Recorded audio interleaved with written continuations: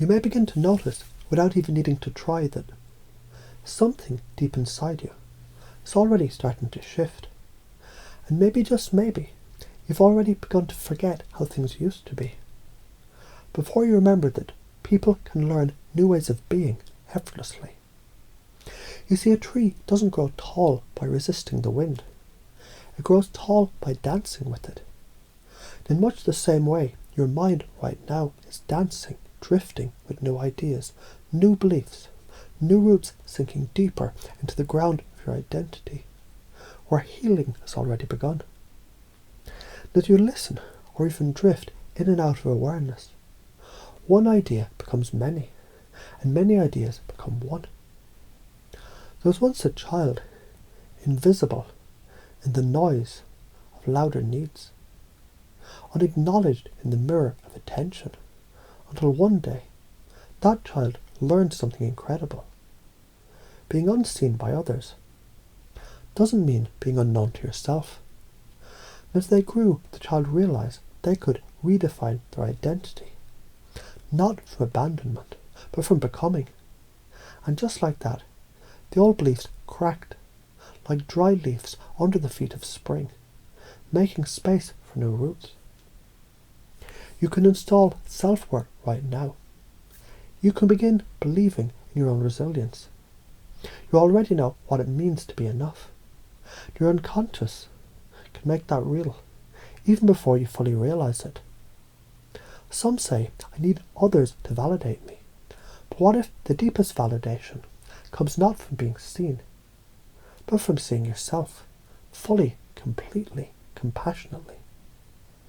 After all, people mirror what you reflect. When you beam certainty, they orbit your presence, because authenticity attracts, doesn't it? You might wonder, when did confidence become natural? The moment you stopped chasing it and started remembering it was yours all along. Think of emotion like ocean waves. Some crash, some ripple. But the ocean never doubts its depth. And even the stormiest sea always returns to calm. You're that ocean. Let each breath remind you you're resilient.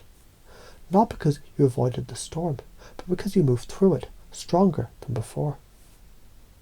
Imagine a painter. She once painted to please others, always asking, is this good enough? Do you like it? Until one day she dipped her brush in the colour of her own soul.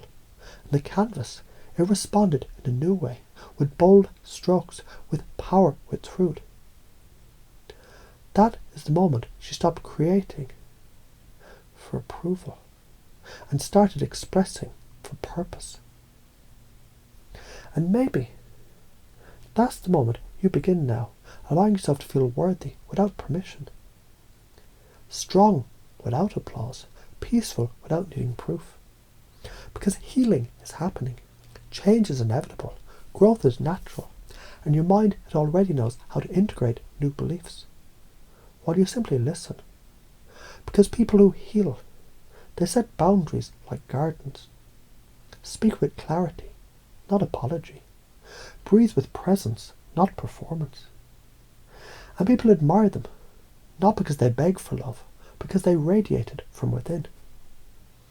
You see, abandonment taught them emptiness, but healing taught them how to fill it with purpose. You're doing that now. As a new operating system quietly rewires your patterns.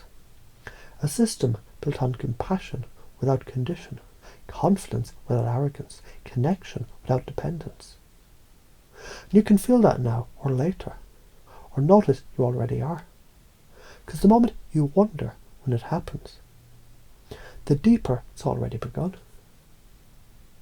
You could try to go back to your old ways of needing validation. But you may find those shoes, they just don't fit anymore. And why would they? You're not who you were. You're who you've chosen to become. A mirror never shows you your worth, only your appearance. So what if you stop asking the mirror how lovable you are, and instead ask your heart, what do I already know to be true about myself? There was once a traveller who kept asking others, "What should I do with my life?" Until a wise one replied, "You're not here to follow someone's path. You're here to light your own." And the moment they believed it, the world seemed to bend in response. Because when you lead with your truth, life follows you. And that traveller, that was you, or rather, the you you're now remembering to become. The phoenix never waits for permission to rise. It simply burns what no longer serves and becomes more than it ever was. That's what you're doing with every breath. Burning the belief that love is something earned. And remembering that worth is something you already are. And so, whether you breathe it in now or it echoes later, in a quiet moment, you may notice more curiosity, more compassion, more confidence, like a ripple from within, because something in you has already decided to speak with clarity, to walk with certainty, to love without fear, to grow without limits, to live as someone who knows they are already whole. You don't have to try, you just allow it.